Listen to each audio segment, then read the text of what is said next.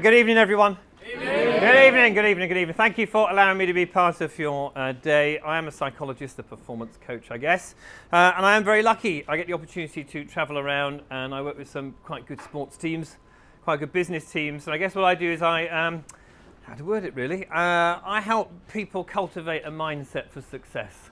That's what I do. So I say for us to act differently, we need to think differently.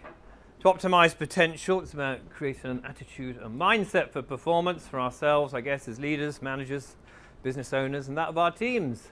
It's tricky though, isn't it? Because we all think differently anyway. Different mindsets, different opinions, different belief systems. We all got different ways of seeing the world. Let me give you an example. Here's an example for you. A couple of weeks ago, I stayed with a friend of mine. Haven't seen this friend in a long time, not since university days. Never met his wife before, but they are, what's the word? They are spiritualists. They believe in crystal healing. They believe in all things holistic. Very spiritual people. Showing me around their house, taking me from room to room. Everywhere is red. Walk into the bedroom, red carpets, red bedspread, red walls, red curtains. So of course you ask, why the red? And you know what she said? This is brilliant. She said that when you pull these red curtains in the morning and the sun comes in, it's as if you are being reborn every day. See that you pull these red curtains in the morning, the sun comes in, it's as if you are emerging from the womb. I thought it was quite a nice sentiment. I quite liked it. Until I told my wife about it. She reminded me we've got brown curtains at home. I think there are different ways of seeing life, different ways of seeing relationships, different ways of seeing business. I really wasn't going to talk about my work tonight. I can't talk about property. You guys know lots more about it than I do. I was going to talk to you about maybe one or two principles, I guess, that I share with elite sports people and business people. It may or may not help you, but I hope it does. We've got about 30 minutes or so together, I think. I'd love for you to make a 1 degree of change. What's that? I hear you cry. What's that? I hear you cry.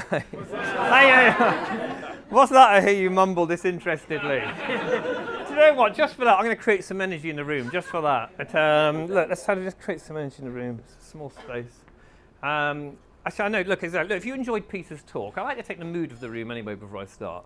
If you enjoyed Peter's talk, I'd like for you just to shake hands with the person next to you, either side, and just say, "That was a very good talk. That I like that." Just let me have a look. It creates some energy in. Okay. Actually, do you know what? Sorry. I actually thought it was better than that. If you really enjoyed it, what about a high five? It should be actually a high five. Create some energy in the room. So, yeah.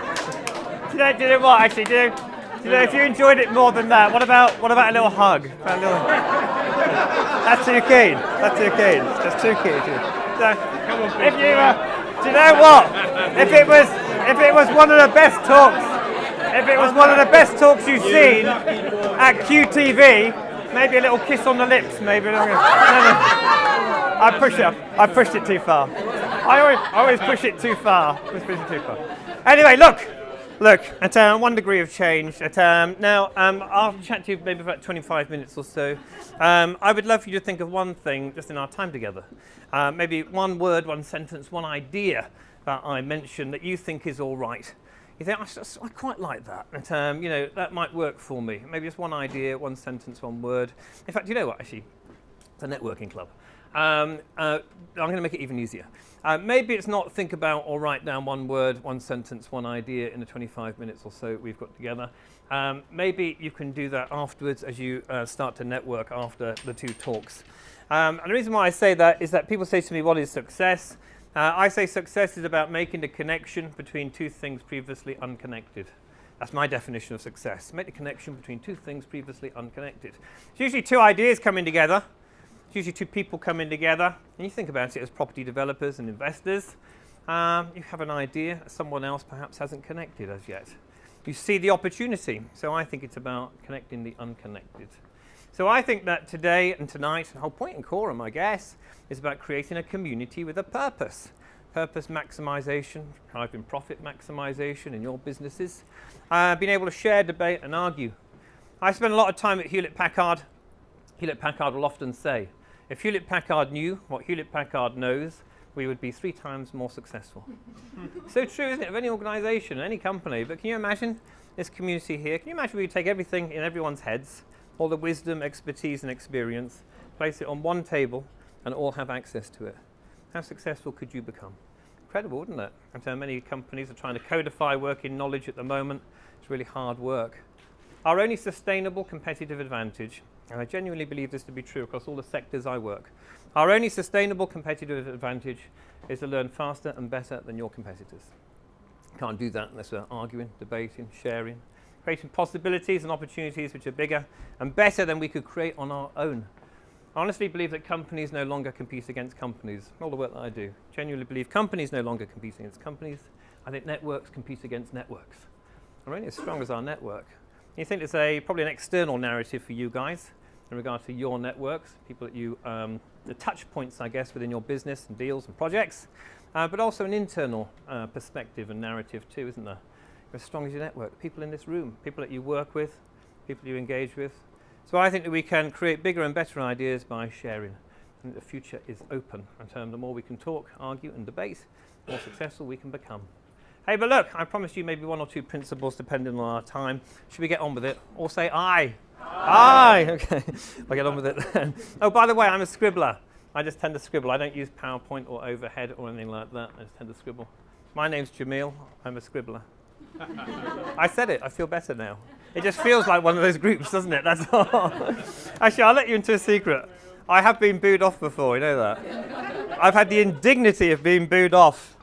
I had this girl once going, "Boo, get off, you're rubbish. Boo, get off, you're rubbish." You're in the bedroom at the time. Actually, dear what? Actually, just for the girls in the room, that's just a joke. Just a joke. First idea I want to share with you is the idea of inner dialogue. Oh no, here's a performance coach. He's a psychologist. He's going to talk about positive mental attitude now. I'm going to talk about positive thinking. No, I'm not actually. I don't believe in positive thinking. All the work I've done in high performance, genuinely don't believe in positive mental attitude. One day I'll write a book called The Power of Negative Thinking. But that's another story. I do believe in this though. I do believe that we think, we feel, and then we act. This is how you work as human beings. Planners will work in this way. Investment houses, analysts and traders work in this way. Your builders, developers. Your family members, children, parents will be doing this. Friends, you'll be doing it. We think and then we feel and then we act. All our actions and behaviors come from how we feel, and that comes from the words and pictures in our head. So we think in words and we think in pictures. That's how we think. In regard to the words, we speak at a rate of 80 to 100 words a minute to ourselves almost all the time. But our minds are like soil. Whatever thought you plant will nourish and grow. This is why we need to be careful. We think in words, think in pictures, makes us feel a particular way, and then we act upon it. People say to me all the time, I've got 500 middle managers, they need to act differently. How do I get them to behave in a different way? I've got sales guys, you know what, should be behaving differently. How do I get them to do it?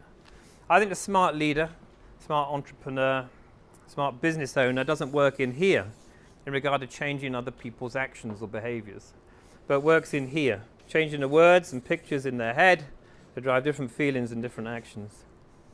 If you want to change the behaviors of anyone that you're working with at the moment, or the behaviors of yourself, you can choose to work in here, telling them to be different, telling you to be different. But it's a difference between compliance and commitment.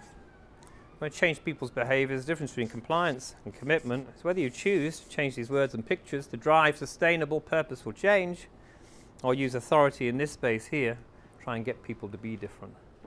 Tell people to be different all the time, don't we?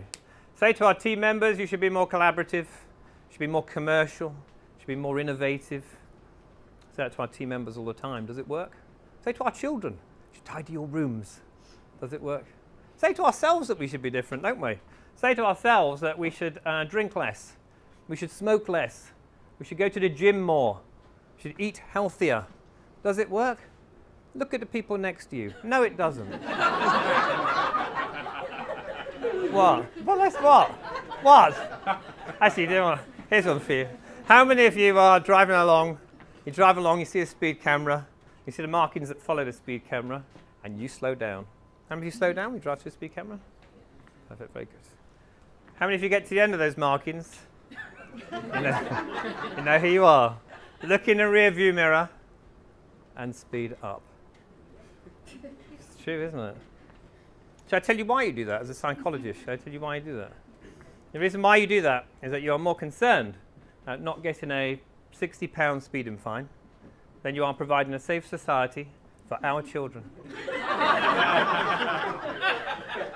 Very caring members you've got here, Matt. Very caring members. Governments will spend a fortune telling us to pay our taxes. Governments will spend a fortune telling us not to take drugs. Companies spend a fortune on behavioural frameworks. They do. The reason why it doesn't change how people do it, doesn't change how they view it. That's the problem. Let me give you another example of this to prove this to be true. If two people set up a business, these businesses were exactly the same, sell the same product, same geography, same distribution channels, same pricing points, whatever they might be. The motivations of the leaders are different. This leader says, this business has got to work, and if it does, then I could be financially independent in a few years' time. Business has got to work. If it does, I could move to America, where the market will be right within 3 years. If the business works, I could buy a dream home in New Zealand. Business works, more time off for the children. I could upgrade a house, upgrade a car, upgrade a partner. So you know who you are. Same business, same geography, same distribution channels, same pricing points, everything's the same, apart from the motivation of the owner. This owner says this business has got to work, and if it doesn't, I could go bankrupt. Might have to make redundancies, might have to downsize or downgrade. If this business doesn't work, my friends will laugh at me. This person is motivated by what they're seeking to achieve. This person is motivated by what they're seeking to avoid. I guarantee you, the 6 people that I've worked with who got to #1 in the world at what they do, I guarantee you that not one of them has been motivated by what they're seeking to avoid. I guarantee you that they're all motivated by what they're seeking to achieve, create, much more so than what they're seeking to not happen. Why? We're talking think, feel, and act. How do these words make you feel? Redundancy, bankruptcy, downsizing, downgrading, failure. Make you feel pretty awful, don't they? Make you feel pretty shitty. Even if you're trying to move away from them, by the way. If you try to move away from them, you are more likely to get them. It's actually negative goal setting, that's what it is. Our subconscious mind, as human beings, never hears the word not or don't. So you will never ever hear the word not or don't. It's the old one about don't think of a white bear. Don't think of a dog. You need to construct a thought to deconstruct it. You need to think about it to not think about it. If you put into Google, do not show me pictures of white bears. Perfect example of how our brain works. That's how it works. I work with 3 golfers who are inside the top 10 in the world. I guarantee you now that not one of them will stand on the first tee and say, don't hit it left. Don't drop it in the water. You amateur golfers know exactly what I'm talking about, don't you? I feel the pain in the room. Feel the pain. I spent a lot of time with the late and great Gary Speed. You know Gary Speed? Football player, really good football player. But not only was he a good football player, he was a world-class penalty taker. Fabulous penalty taker. If ever you spoke to him about taking penalties, he would say, when I know I'm going to take a penalty, I ask myself a question. Put the question on loop. Just repeats in my head. But I don't answer it. As I run towards the ball, probably about 2 strides away from kicking the ball, the answer will just come to me. An 11-pace run-up, 2 strides away from making contact with the ball. The answer would just pop into his head. The question that he would ask himself was, which way will I run, left or right, to celebrate having scored this goal?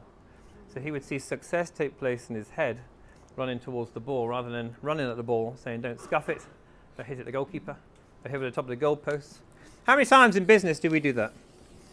How many times in business do we make decisions based upon mitigating risk? How many times do we make decisions based upon what we stand to lose? Think about it. Do you know what? And I guess there's all sorts of things for entrepreneurs, isn't there? Time, money. People talk about margin, revenue, talk about income, talk about all sorts of things. But I guess with entrepreneurs, business owners, something else too, isn't there? Reputation, status, how we're going to look in front of our colleagues, in front of our wider executive, strategic partners and alliances. I guess you could argue that every decision we make as a human being is an investment decision. Always invest something, don't we? And you'll say to me that this is really important. It's interesting that Peter finished his presentation with take risks. And he said that we need to do it. And it's true, of course it is. You'll say to me that we need to consider this. This is important, what we stand to lose. And I agree with you. I'm not saying it shouldn't be considered. It should be a consideration. But I'm saying to you, should it be a motivation? I spent a lot of time in 2008 working with people in financial services. I was working with a lot of people who are walking to work trying not to lose their jobs. Can you imagine?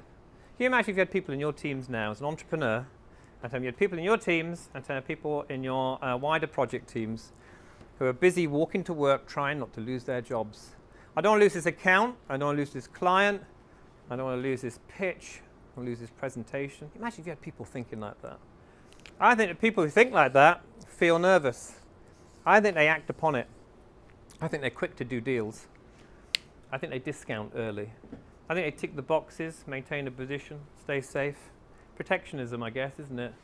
Making sure I'm safe. By the way, in big organizations, it's one of the main reasons why I see silo working. I know not all of you involve yourselves just in property, probably work in other organizations too.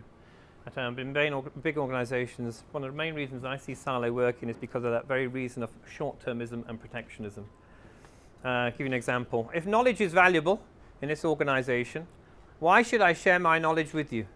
If you know it too, I have devalued myself. Keep it to myself. Look after me. That's what people do in this particular space here. That's why we need to be careful. Protectionism will lead to people who will simply define themselves by the immediacy of their to-do list.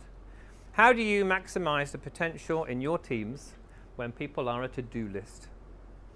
When people just think that getting stuff done, activity is enough, not necessarily understanding the difference between productivity and activity, so they define themselves by what they need to just get done that day. I guess you know that opportunity doesn't come from job description, job role. It comes from something else, doesn't it? Moving outside of the parameters that often hold us in place. How can we do that when we are motivated by just being secure, being safe? Dream home in New Zealand, moving to America, financial independence, whatever the rewards of winning are for you guys, I'm not sure. I think the person who thinks like that feels different. I think they're more likely to act differently. I think they're more likely to be expansive and ambitious with their plans.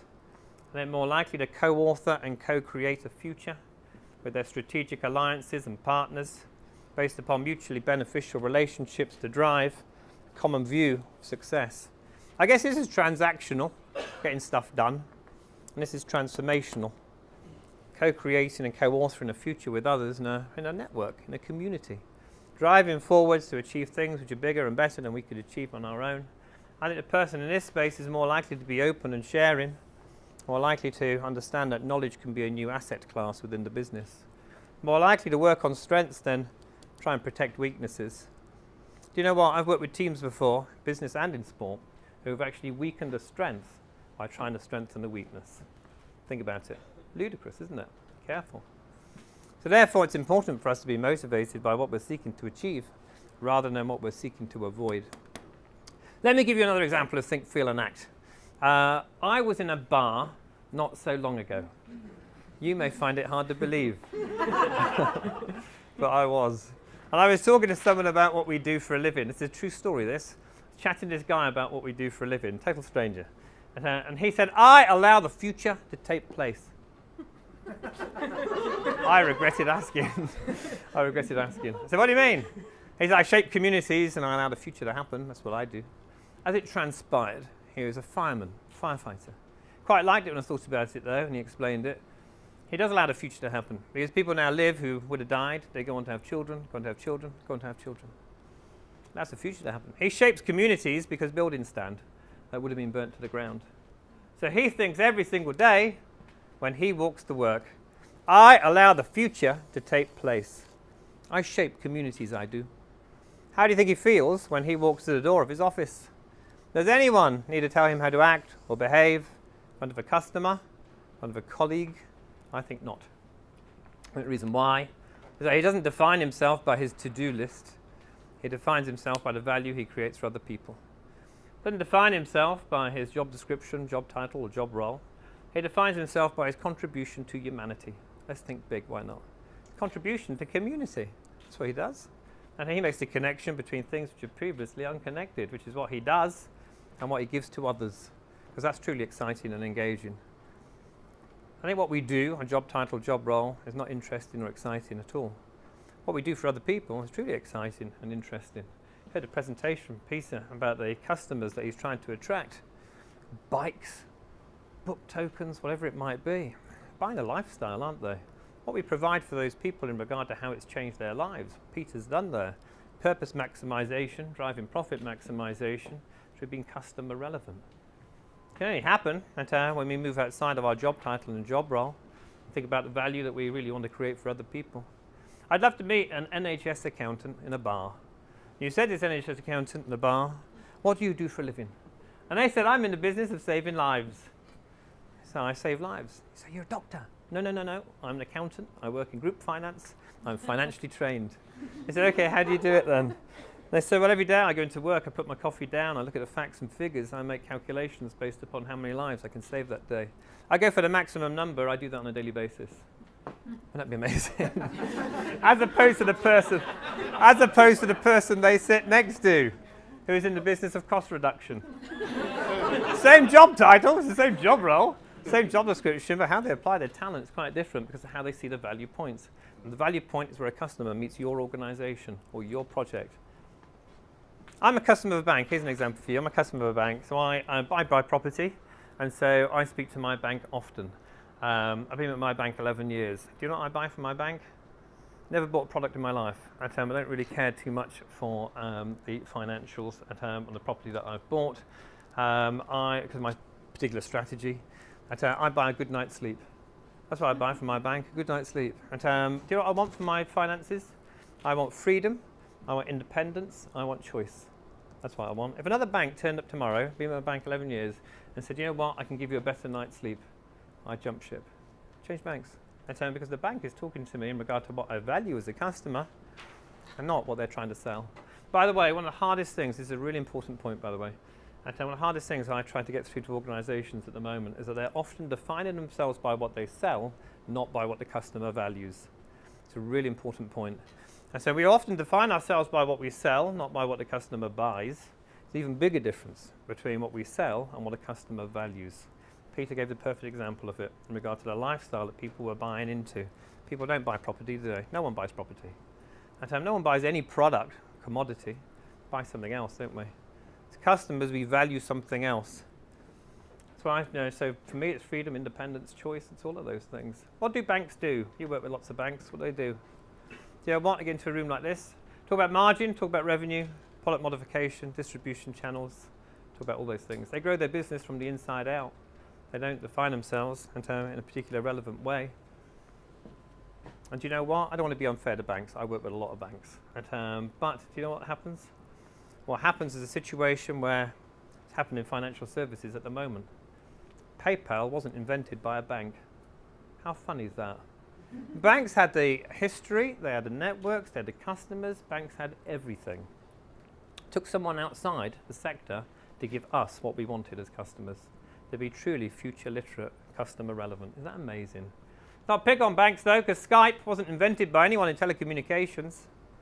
Why on earth did telecommunications companies of the 80s and 90s boom, give away for free? Well, they were making most money on it at the time. Took someone outside the sector to give us what we wanted as customers, truly customer relevant. Spotify, not invented by anyone in the music industry. Took someone outside the sector to be that customer relevant for us. I guess you could probably argue now that there was an entrepreneur somewhere forging a bullet with your company name on it. You can't dodge that bullet, by the way. You do have to fire first. Companies are good at being better. They're bad at being different. See it all the time. Probably see it, don't you? Property development companies, they're good at being better. Race to the bottom. Cut costs, greater efficiency. Good at being better, but they're bad at being different. See that all the time. Curse of incumbency. You could argue now at many organizations that were born for success in the 20th century, by definition, are bred for failure in the 21st. Not change catching organizations out. Pace of change catching organizations out. That's the problem.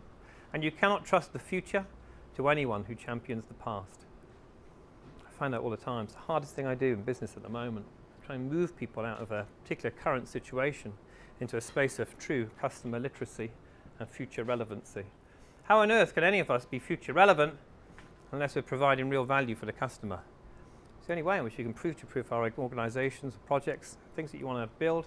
Sustainable success can only come from customer relevancy. Not define ourselves by what we want to sell, but by what the customer values. The principle of think, feel and act. And you know what? People who believed that they were in the telegraph business, they would have lost their businesses overnight when the telephone was invented. They didn't realise that they were in the business of effective communication. And people who believed that they were in the horse and carriage business, they would have lost their businesses overnight when the motor car was invented. They didn't realise that they were in the business of effective transportation. What business are you in? It's a really good question, by the way. Go back and ask your team members, business partners, what business are we in? They say property. I think they're mistaken. No one really buys it, do they? Hey, look, do you want another very quick principle, or do you want to get to the bar? It's your choice. Principle. Do you want another quick principle or not? Very quick. Yeah. Look, if you want to walk to the bar, go to the bar. It's not a problem with me. I'll share another one with you very, very quickly.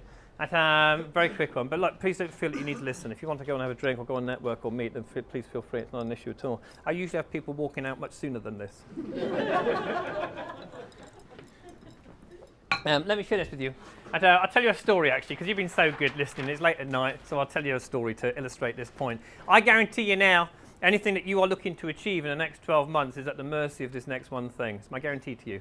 A relationship that you are in, sport that you play, business and deal that you're trying to get off the ground, project you're trying to make happen, anything you're trying to execute upon, I guarantee you that nothing will hold you back more than this. I honestly believe it's the greatest inhibitor of human performance. Nothing holds us back more than this idea. I'll tell you this in the form of a story because you've been so good allowing me to speak to you late tonight. A very clever man called Professor Sedgwick did a series of experiments at Chicago University in 1978. He placed 3 steps in a cage. He placed an electric plate on the middle step, which delivered a mild electric shock for the animal lovers in the room. He placed some bananas there. He placed a cold shower here. He placed 2 monkeys in the cage. These are monkeys. Monkeys. Rude monkeys, I apologise. Sorry. Turn it into a... Because I'm trying to write from this angle, that's the problem. Turn it into a tail. Looks worse, doesn't it? I should have stayed with the one principle. That's a tail, come on, concentrate. It looks worse. Can we cut this bit? Let's cut it. I'll redraw it, cut it. Right, 2 rather excited monkeys in a cage. Concentrate, it's an important principle. What happens now is that he runs up here, sees the bananas. Ah, electric shock! The smell of burnt fur. His friend gets the cold shower, and monkeys hate cold water. What did you learn tonight? You're going to go back to tell your respective partner that monkeys hate cold water. The thing is, you're leaving that club. It's no good for you. You're stressed. No, honestly, I heard it tonight. What happens now is that he's patting out his foot, he's wringing out his tail, they decide to go again, he runs up here. Ah, electric shock! Smell of burnt fur. His friend gets a cold shower, and monkeys hate cold water. Yes. This is where it gets very interesting. Professor Sedgwick puts in another monkey, slightly less aroused. He comes in. He says, bananas, come on lads, we'll have them. These 2 monkeys run in front and say, no, it's impossible, it can't be done, don't do it. They bite, they pinch, they scratch, they box. Stop him from getting bananas. I worked with Lennox Lewis once, heavyweight boxer. I said, do you know why it is that boxers don't have sex before fights? It's because they don't usually find each other attractive. You've got to know your sport. You work with sports people, you've got to ask the right questions.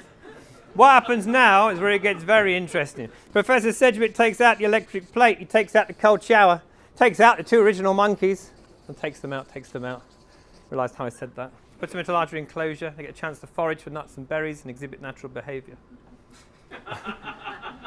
I made that, but you knew I made that bit up. They're probably working at a cigarette company. Who knows? Put them out your head. And there's no electric plate. There's no cold shower. There's no original monkeys in there. This monkey has never had a cold shower or electric shock in his entire life, and the 2 elements aren't even in the cage. Another monkey comes in, says bananas, we'll have them. He runs in front and says, no, it's impossible, it can't be done, don't do it. They bite, they pinch, they scratch, they box. Stop him from getting the bananas. This is replicated with 3rd and 4th generation monkeys thereafter. This is a story of belief system, what we believe to be true. I guarantee you the map is not the territory. The map is not territory. We do three things with all information that comes our way. We delete, we distort, and we filter in accordance to our own belief system. That's what we do, delete, distort, and filter. So you get some information about a deal, you get some information about some land, some information about rates, product, some information about all sorts of things. And it was interesting that, again, Peter mentioned this in regard to how we view things. And then we delete and distort and filter all information that comes our way in accordance to our own belief system. Your team members will be doing the same. The shame of it is that we will always prove ourselves right, even when we're wrong. That's the problem. Whatever your viewpoint is on immigration, whatever your viewpoint is on refugees, whatever your viewpoint is on political parties, BMW drivers, planning departments, and whatever your viewpoint is on certain developers, builders, whatever your viewpoint is on certain materials, whatever your viewpoint is on the competition, whatever your viewpoint is on your colleagues, whatever your viewpoint is on yourself, you are wrong. But you will always prove yourselves right. Always look for the evidence to fit. The world is not as it is, it's as we are. It tends to reflect back. How many times have you heard someone say, I will be nice to him when he's nice to me? And I hear all the time. The only way in which you can change your outer world is to change your inner world. It's the only way which can be done. I guarantee you now that the hardest thing that I do in business or in sport is try to convince people that the world that they are experiencing is merely a reflection of their own attitude towards it. Guarantee it's the hardest thing that I do is try to convince people of it. It's so hard. And you know what? We all think differently, and of course we do. But we'll always find the evidence to support it. Sarkhanvili was a Hungarian psychiatrist. He did some amazing work into human belief system. He's studied this idea that we prove ourselves right even when we're wrong. And he studied things like voodoo, reincarnation, faith healing. It all relies on a belief system. I was at Miami airport not so long ago. Had those Hare Krishna people come up to me. You sometimes get them at American airports. He said, do you believe in reincarnation? I said, not you again. Use it. It's a confusion technique. Use it. It works. They don't like it. They don't like it. Use it. But anyway, Sarkhanvili had a patient who believed he was a corpse. Patient who believed he was a dead body. He thought, what can I possibly do? I know, I've got it. One day the patient comes to see the psychiatrist. Psychiatrist says to the patient, do you believe that you're still dead? Patient said, of course I'm dead. Can't you see that I'm dead? The psychiatrist then said to the patient, okay then do you believe that dead bodies bleed? Patient thought about it. Then the patient got angry. Of course a dead body cannot bleed. Why would you ask that question? Dead bodies do not bleed. Everyone knows that. You're a man of science. You're wasting my time. This is ludicrous. Dead bodies do not bleed. Everyone knows a dead body cannot bleed. At that point, the psychiatrist grabbed a pin, stuck it straight into the patient's hand. What did the patient say? My word, I didn't know. Dead bodies do bleed. We prove ourselves right, even when we're wrong. We need to be careful. Do you get an email from anyone? See who it's from, see the title of it, roll your eyes, and then you open it. It's true, isn't it? From Matt, isn't it? From Matt. from Matt. So you get an email from someone, see who it's from, roll your eyes, then you open it. Your next decision's wrong. Next decision's flawed because you're operating through bias and prejudice. So for us to make the best decisions moving forward, we need clarity. We need to see things as they are, see the facts, not see it through a distorted lens. It's difficult. We all think differently, don't we? We've got different belief systems, different opinions, different viewpoints. You've all had the same evidence of me tonight. It's the first time I've met you, and so it's lovely to be part of the club. I'm delighted. It's the first time I've met you. You've all experienced me in the same way. I've worn the same clothes for all of you. I've said the same words. In a half an hour or so we've got together. All have the same evidence of me. Someone over there will think that he is a fabulously engaging, charismatic, knowledgeable speaker, whereas someone over here will think exactly the same. It's a bad example. Let me leave you with I'm tired, I'm really tired. Let me leave you with a caveat, I guess. Let me ask you a question. Are there people that you work with who you think could be better? Yes. And you know what? It could be better not by learning new technology, not by going back to school, not by learning a new language. It could be better simply by seeing themselves differently. It's true, isn't it? Simply by seeing the strategic alliances, partner organisations you're working with differently. So I guess that maybe your job moving forward in regard to driving your businesses might not be to try and ask the right questions. It might be to try and give the not to try and give the right answers. It might be to ask the right questions. Move people into a different belief system. It doesn't give them new skills, but it allows them to use the skills that they've got in a different way to which they're currently applying them. I leave you with a caveat. Professor Sedgwick found out that 1 in 78 monkeys was the rogue monkey, a monkey who chose to think differently. I cannot tell you the value of a rogue monkey in your organization. I guarantee there's so many of them in this room. That somebody just climbed the steps, started eating the bananas. Somebody chose not to believe the evidence, moved outside of the current parameters, saw new opportunities, new possibilities by making different connections. Can't tell you the value of every single thing that's worth having on this earth has come from rogue monkey thinking. Have a think about everything worth having on this planet. Space travel, medical accomplishments, the pussycat dolls. Forget them, the shit. But, just seeing if you're listening. You think about everything worth having on this planet, it's come from someone who's dared to think it. Everything that's been materially accomplished has to be mentally accomplished first. I mean, to think it, to do it. So it's got to come up with the idea, I wonder if it's possible to build that. I wonder if it's possible to buy that. I wonder if it's possible to do that deal with these people. I wonder if it's possible to turn this cost center into a profit center. I wonder if it's possible to take this process from 2 weeks down to 24 hours. I guess all great journeys start with a good question. It's been a pleasure and privilege to share some thoughts with you tonight. I know it's late, I know you want to talk, and I know you want to enjoy the bar. I'm going to be around for a little bit anyway. I'm delighted to be part of the club, trying to build my portfolio and some nice ideas, I guess. I've chatted to Matt about some of the things that I may be looking at doing. So I've got quite a nice network as well with the work that I do in sport and business. I'd be delighted to share that with anyone in this room, so I'm delighted to be part of the group. Thank you for having me. Thank you very much.